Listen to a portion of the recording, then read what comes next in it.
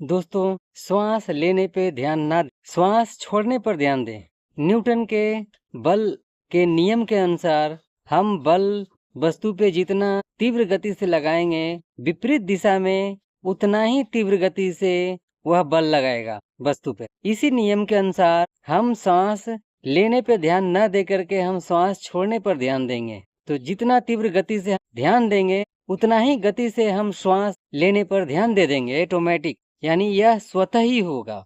इसके कारण हमारा श्वास का जो प्रॉब्लम है, श्वास लेने में दिक्कत, जिसके कारण अकबकाहट, बेचैनी और घबराहट होता है, तो वह ऑटोमेटिक ठीक हो जाएगा। हम लोग निश्चिंत रहते हैं कि हम बचपन से श्वास लेने की विधि हम जानते हैं, इसे हमें सिखाया नहीं जाता है और इस विधि को हम कभी भूलेंगे ही नहीं। अगर आप ये विधि नहीं भूलते हैं श्वास लेने की, तो फिर अकबकाहट, बेचैनी और घबराहट क्यों होता है? होता यह है कि हम जब प्रॉब्लम में आते हैं श्वास का, ये चिंता की वजह से होता है, टेंशन, स्ट्रेस की वजह से होता है, तो वैसे स्थिति में हमारा श्वास लेने की आदि नहीं है, तो इस तरह से हम प्रॉब्लम में हो जाते हैं और हम सोचते हैं कि मैं श्वास लूं बढ़िया, हमें ये तो हम बचपन से लेते आ रहे हैं, लेकिन हम सब नहीं ले पाते। ऐसे स्थिति में हम इस श्वास लेने की विधि को ही जो ध्यान दे रहे हैं श्वास लेने के लिए, तो हम क्यों नहीं श्वास छोड़ने पर ध्यान दें?